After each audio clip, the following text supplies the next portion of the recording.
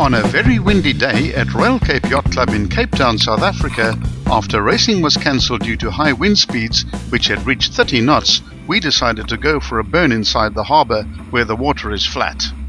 We sail a Pacer 27 sports boat, which is a lightweight, high-performance 27-foot keelboat which weighs 1,100 kilograms. The boat planes easily and readily, and it's a huge amount of fun to sail on the downwind legs, regularly reaching speeds in excess of 18 knots. We took the usual precautions of wearing life jackets, plus we reefed the main, put up the smallest headsail, and rigged our smallest spinnaker. Everything felt great, except that the wind was gusty in the harbour, so we decided to venture out into the bay to pick up the full power of the southeasterly wind, known locally as the Cape Doctor, to see if we could set up a new speed record for the boat of 20 knots. As often happens in Table Bay during the windy summer season is that the wind speed can increase by 10 to 15 knots during the twilight zone. By the time we hit the open water, the breeze was over 40 knots. Things happen very fast at boat speeds over 16 knots, and so it was on this day. When the first big wave washed right over the deck, we were already thinking of hightailing it back to the harbour, but the thrill of the chase to reach 20 knots cancelled out that fear. When the broach happened, it was over in just under 3 seconds, from just under 20 knots of boat speed to a dead stop. This is known as a catapult broach. The G-forces are huge and bodies go flying, as can be seen in these visuals. In an instant, I found myself underwater and tangled in the main sheets.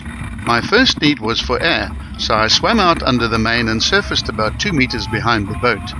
I immediately began an attempt at swimming back to the boat, but with the boat being capsized, it was drifting faster than what I could swim. I then adopted the fetal position to conserve heat and energy. Despite the fact that I had a life jacket on, I found that I still needed to dog paddle to stay afloat. The sea temperature was 11 degrees centigrade, and the cold sets in quickly, as does fatigue. I watched the boat drifting further and further away from me. By the time the crew got the spinnaker down and the boat righted itself, there was about 50 meters of separation. I could see Simon pointing at me as I trained them in the various MOB drills that we'd practiced, but I was wondering who would take command of the boat in my absence, something we'd not practiced before. After 2 failed attempts at trying to tack and the boat going into irons, I saw them executing a jibe and heading back towards me. On that day, I had fortunately decided to wear a red peak cap and wisely taken the precaution of lashing it onto my life jacket. It was this red cap that the crew could identify me from almost 1,000 meters away. The first approach was on a port reach, and they were probably doing about 8 knots, hopelessly too fast to stop in time. I waved them past and indicated with hand signals that they should tack and approach me upwind.